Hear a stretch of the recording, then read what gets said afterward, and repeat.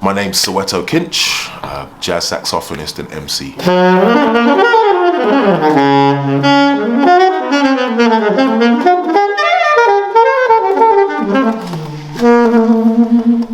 I'm a jazz musician, I love the jazz, but I also like to relate different genres, and the more I play jazz, the more I practice as a hip-hop MC and do other things, I realise how interconnected all these things are, right? I'm sure all of you, especially this generation, you're used to listening to multiple genres, and the idea that like you just belong to one tribe, who's the indie kids and the hip hop and the drill kids, and hopefully some of those ideas are like collapsing into each other now, so you can't really tell the difference between forms of music. It's just good or bad.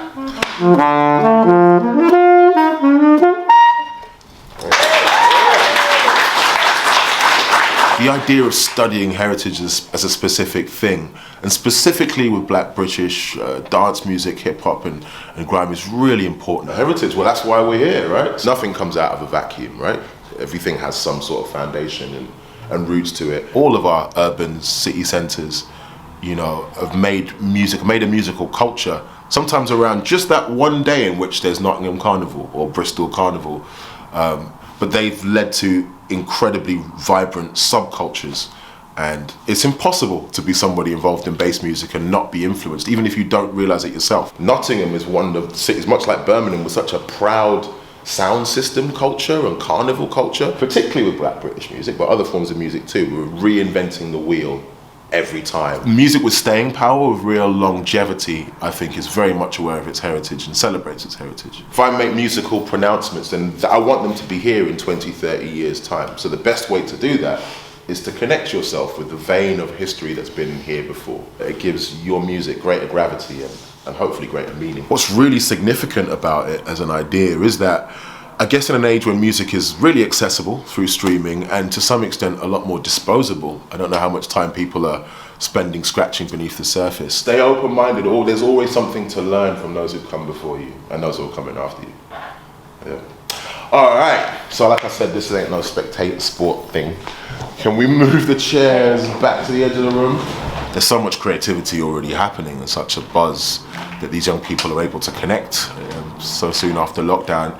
There feels like really positive creative energy here, and that makes my job really easy, which is just hopefully encouraging them and pointing them in specific directions to enhance and make what they've done even more resonant. Catch me in a rebellious form when I rap from the core like I haven't before. It's like I'm new to the sport. Pass me the ball, pass me the bat, and I'm running for gold. I may not connect to your orcs or be up in a Ford, but I can afford to drop these diamonds, influencing younger youth to keep on driving, aspire to keep inspiring. Fire is what I spit, no saliva. Like David, I can fight the lie. If my mum told me kill them with my kindness, but I ain't in the face smiles. So much rather work in my silence. You know what to say about the quiet, deadly, like Kermit. I've been sipping on my Tetley, minding my business, but if you want to step up in my business, just know I will sort out your business. I've really enjoyed my time here, actually. Very receptive to what I do, which is always great when people are interested in your approach.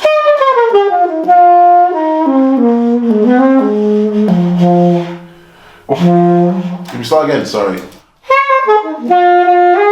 I've heard such a tremendous variety of different forms of music, a really wide range of musics, including some rock, some disco-inspired funk, house, straight up hip-hop trap. I don't mind this, it's alright, it's cool. Thank you. Definitely be good to experiment and See what happens. It's idiosyncratic, it's like you.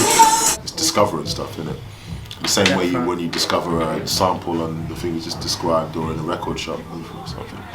Definitely. You want to run it again? I've heard probably the happiest, most joyful rap verse I've ever heard.